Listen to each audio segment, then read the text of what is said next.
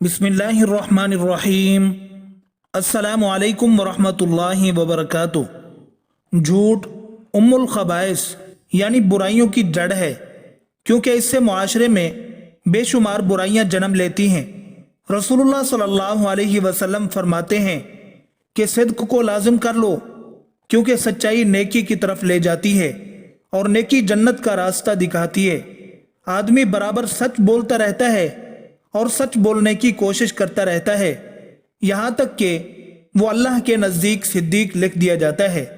और झूठ से बचो, क्योंकि झूठ फुजूर की तरफ ले जाता है और फुजूर जहन्नम का रास्ता दिखाता है। आदमी झूठ बोलता रहता है, झूठ बोलने की कोशिश करता रहता है, यहाँ तक कि उसे अल्लाह के नज़दीक कज़्ज़ाब लिख दिया जाता है।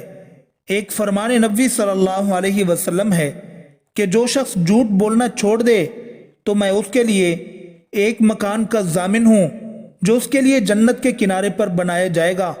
जिसने झगड़ा करना छोड़ दिया और वो हक पर है, यानी हक पर होने के बावजूद झगड़ा नहीं करता, उसके लिए जन्नत के वस्त में मकान बनाया जाएगा।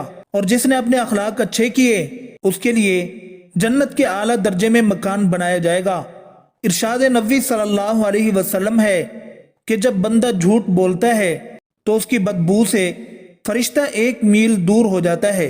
मजीद फरमाया कि बड़ी खियानत की बात यह है कि तू अपने भाई से कोई बात कहे और वो तुझे उसमें सच्चा जान रहा है और तू उससे झूठ बोल रहा है।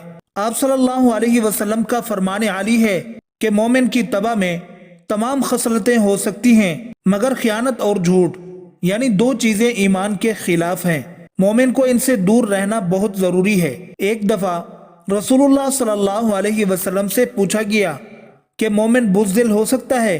फरमाया हाँ। फिर अर्ज किया गया, क्या मोमिन बखील हो सकता है? फरमाया हाँ। फिर पूछा गया, क्या मोमिन कज़्ज़ाब यानी झूठा हो सकता है? फरमाया नहीं। लेकिन इसके बावजूद 3 जगह ऐसी हैं जहां पर झूठ बोलना जायज है। नंबर 1, आदमी अपनी बीवी से बात करे ताकि उसको राजी कर ले और अपनी बीवी को खुश कर सके।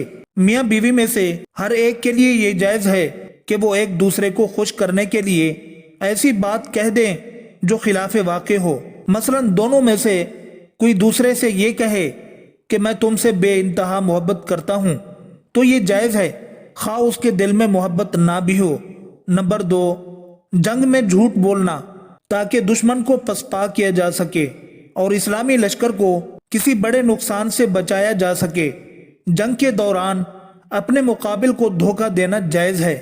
इसी तरह जब जालिम जुल्म करना चाहता हो, उस जुल्म से बचने के लिए भी झूठ बोलना जायज है। नंबर 3, लोगों के दरमियान सुलह कराने के लिए झूठ बोलना जायज ही नहीं बल्कि जरूरी है, ताकि 2 मुसलमान भाइयों के दिल में नफरत को मोहब्बत में बदला जा सके।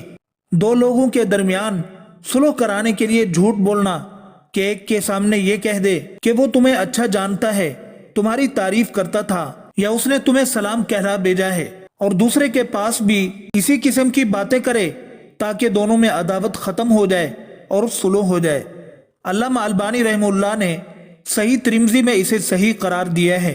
फुक़हाए किराम ने महज सामने वाले का दिल खुश करने और दिल लगी के लिए मजाक के तौर पर ऐसे जुमले इस्तेमाल करने की इजाजत दी है जो तौरिया यानी ज़ू माना अल्फाज पर मुश्तमिल हों, जैसा कि रसूलुल्लाह सल्लल्लाहु अलैहि वसल्लम ने एक बूढ़िया से फरमाया कि बूढ़ी औरतें जन्नत में नहीं जाएंगी। फिर उसके परेशान होने पर वजाहत फरमाई कि मेरी मुराद ये है कि जन्नत में सब जवान होकर जाएंगी, बुढ़ापे की हालत में कोई भी जन्नत में नहीं जाएगा। इसी तरह एक मौका पर जब एक साइल ने ऊंट या ऊंटनी मांगी तो आप सल्लल्लाहु अलैहि वसल्लम ने फरमाया कि हम आपको ऊंटनी का बच्चा देंगे। उसने परेशान होकर पूछा कि हुजूर, ऊंटनी का बच्चा मेरे किस काम आएगा? मुझे तो बड़ा ऊंट चाहिए।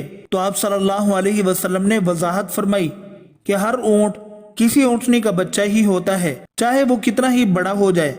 हजरत अब्दुल्ला बिन आमिर रजी अल्लाह अन्हु से रिवायत है कि रसूलुल्लाह सल्लल्लाहु अलैहि वसल्लम हमारे घर में तशरीफ फरमा थे कि मेरी वालिदा ने मुझे बुलाया कि मेरे पास आओ, तुम्हें कुछ दूंगी। آپ صلی اللہ علیہ وسلم نے فرمایا کیا کوئی چیز دینے کا ارادہ ہے؟ انہوں نے کہا کھجور دوں گی۔ تو آپ صلی اللہ علیہ وسلم نے ارشاد فرمایا اگر تو کچھ نہ دیتی تو یہ تیرے ذمے جھوٹ لکھا جاتا۔ ایک حدیث پاک میں ہے رسول اللہ صلی اللہ علیہ وسلم نے فرمایا کہ تجارت کرنے والے فاجر ہوتے ہیں، مراد یہ کہ عموماً ایسے ہوتے ہیں۔ لوگوں نے پوچھا یا رسول اللہ صلی اللہ علیہ وسلم وہ کیسے؟ کیا بیع حرام ہے؟ فرمایا نہیں، حرام تو نہیں بلکہ حلال ہے، لیکن یہ لوگ جھوٹی قسمیں کھاتے ہیں اور گناہ گار ہوتے چلے جاتے ہیں اور بات بات پر غلط بیانی سے کام لیتے ہیں۔ حضرت عائشہ صدیقہ رضی اللہ عنہ فرماتی ہیں کہ بعض لوگوں نے رسول اللہ صلی اللہ علیہ وسلم سے کاہنوں کے متعلق سوال کیا تو آپ صلی اللہ علیہ وسلم نے فرمایا کہ وہ کوئی چیز نہیں ہے۔